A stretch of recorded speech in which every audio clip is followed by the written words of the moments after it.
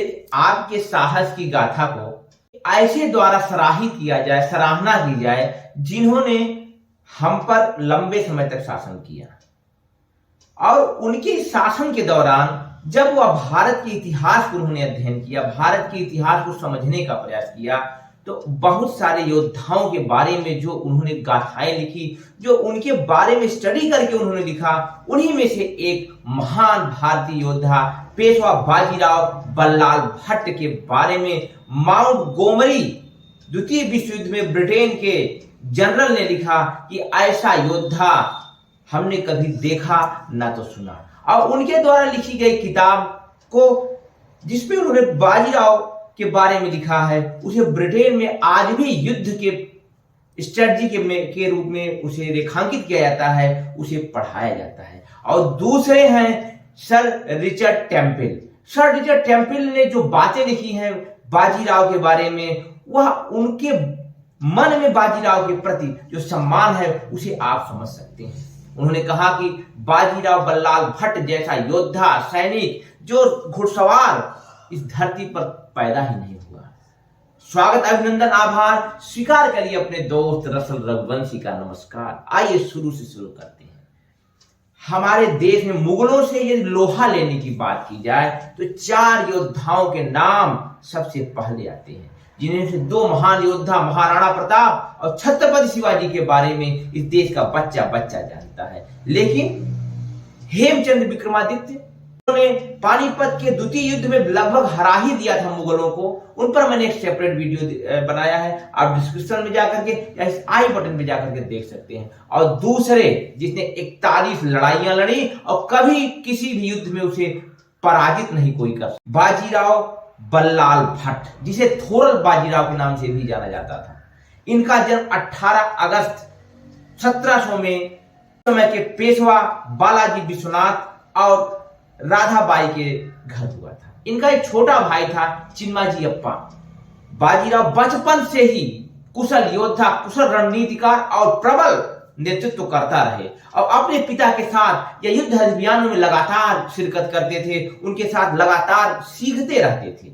1720 में जब इनके पिताजी बालाजी विश्वनाथ की मृत्यु होती है तो उसके बाद मृत्यु के बाद बाजीराव को छत्रपति साहू जी महाराज ने अपना पेशवा नियुक्त किया। उस समय के जो पुराने धुरंधर थे उन्हें इस बात का बुरा लगा कि क्यों इस युवा को बनाया गया, लेकिन बाजीराव ने जल्द ही इस चीज को प्रमाणित कर दिया कि उनका चयन हर हिसाब से न्याय संगत था।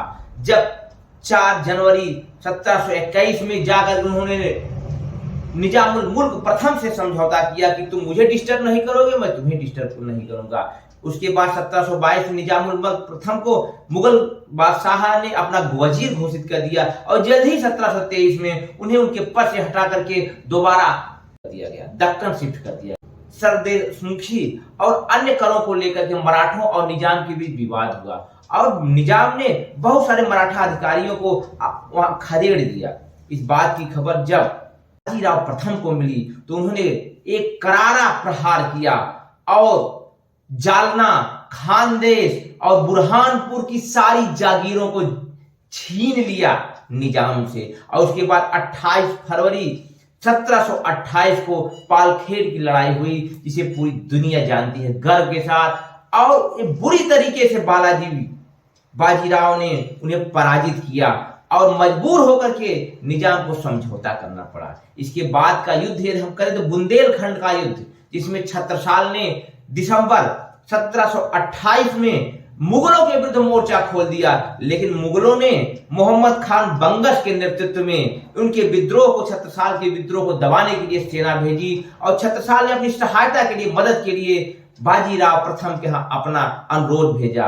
और मार्च 1729 में जो युद्ध हुआ उसमें बंगश की सेना पूरी तरीके से पराजित हुई और पहली बार मुगलों को मराठों ने जमीन पे लाके पटक दिया और बुंदेलखंड के राजा छत्रसाल को उन्हें उनका सम्मान वापस करवाया। और यहीं से एक कहानी शुरू होती है और बाजीराव के जीवन में एंट्री होती है मस्तानी की। हालांकि विभिन्न इतिहासकारों को इस बात को लेकर के मतभेद है कि मस्तानी और बाजीराव के बीच क्या संबंध था, लेकिन ऐसा माना जाता है कि इनके बीच विवाह करवाया छत्रसाल ने और इस विवाह के बाद 1734 में दोनों के एक पुत्र हुए कृष्णा राव ने। इस कहानी को यही ब्रेक करते हैं और वीर गाथा शुरू करते हैं बाजीराव की। उसके बाद 1731 में उन्होंने फिर निजामुल मुल्क को समझौता के लिए मजबूर किया कि वह कहीं भी मराठों के बीच, उनके विजय अभियानों के बीच आड़े नहीं आएगा।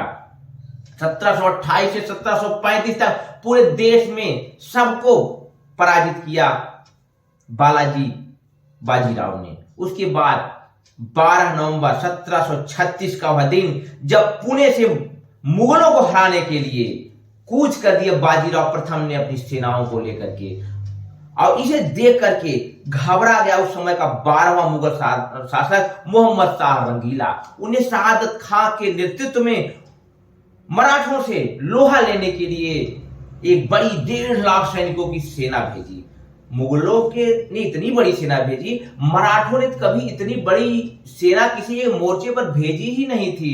लेकिन यहां पर बहुत ही समझदारी से बाजीराव ने मल्हार राव होलकर के नेतृत्व में मराठा सेना ने यमुना नदी पार करके दोआब में प्रवेश किया और शहादत खां ने अपनी सेनाओं के सामने मुकाबले के लिए सामने आया तो एक समझदारी का, एक चतुराई का परिचय देते हुए, एक रणनीति का परिचय देते हुए शहादत खां के सामने मल्हार राव होलकर अपनी सेनाओं को लेकर के पीछे हट जाता है और इसके बाद अपनी विजय गाथा को लेकर के इतना आह्लादित होता है शहादत खां कि उसे लगता है कि उसने विजय प्राप्त कर ली मराठों पर। और यही दुनिया का सबसे तेज आक्रमणों में से एक 10 दिन की यात्रा को 500 घुड़सवारों के साथ बाजीराव ने प्रारंभ कर दिया।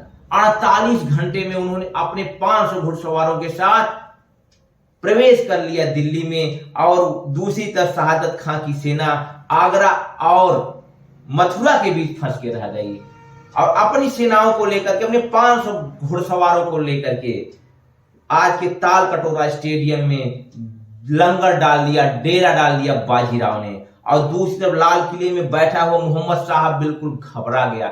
मोहम्मद शाह के समझ में नहीं आ रहा था कि आखिर रणनीति का कैसे जवाब दिया जाए। उसने अपनी इज्जत बचाने के लिए हसन काका के नेतृत्व में सेनाएं भेजी। 10,000 मुगलों की सेनाओं को 500 सैनिकों ने, मराठों ने पराजित कर दिया। अब 28 मार्च 1737 की एक बात है। यह मराठा इतिहास की एक गौरव गाथा में स्वर्णिम अक्षरों में लिखी जाती है। यह पूरे भारत के लिए एक सम्मान की बात थी। उसके बाद बाजीराव का कोई उद्देश्य ही नहीं था कि वह दिल्ली पर कब्जा करें। वह अपने सैनिकों को लेकर के 72 घंटे तक वहां पर लंगर डाले लगे और इस चीज का एहसास करा दिया कि जब मैं चाहूं तब तख्ते ताउस पे अपना कब्जा कर सकता हूं, और अपनी सेनाओं को लेकर के वापस होना शुरू कर दिया बाजीराव ने। और इसी बीच मोहम्मद शाह ने अपनी सहायता के लिए निजामुल मुल्क के यहाँ संदेश भेजा और निजामुल मुल्क ने अपनी भारी सेनाओं को लेकर के दिल्ली की तरफ कूच किया।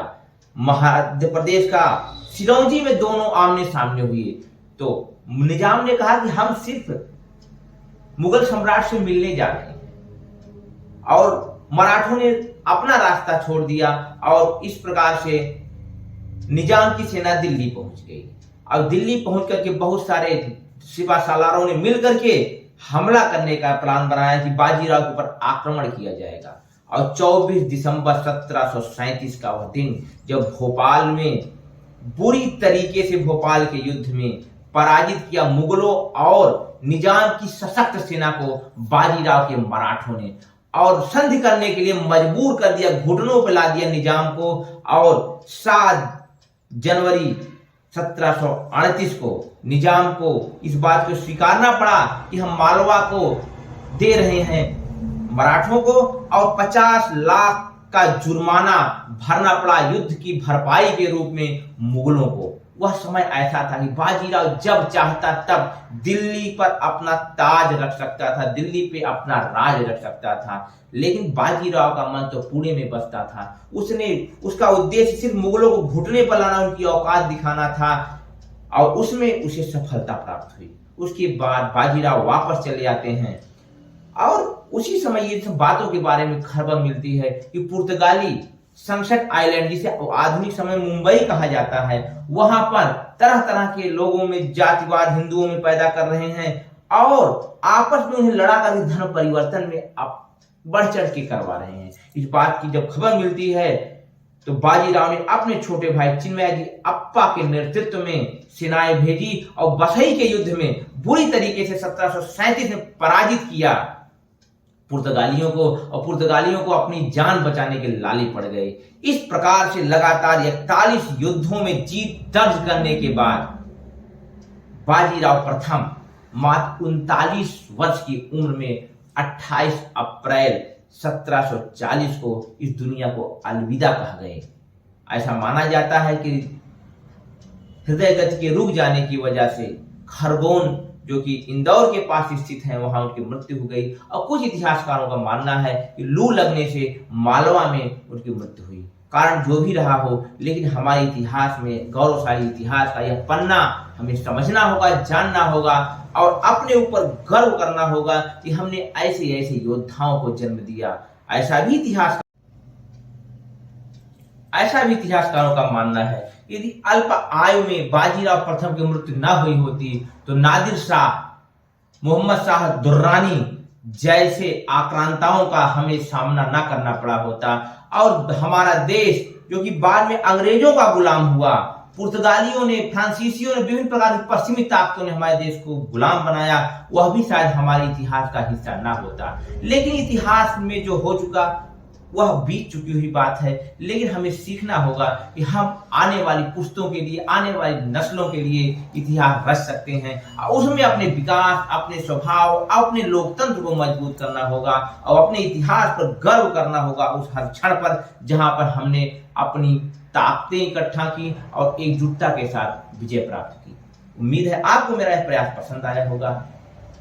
इस वीडियो को लाइक करें, कमेंट के माध्यम से अपने विचार मुझ तक प्रेषित करें, इस चैनल को सब्सक्राइब करें और जन जागरूकता के लिए, अपने इतिहास की समझ को और बेहतर बनाने के लिए अधिक से अधिक लोगों में शेयर करें। विदा लेता हूं, जल्द ही आपके साथ मुलाकात होगी इस उम्मीद के साथ। नमस्कार।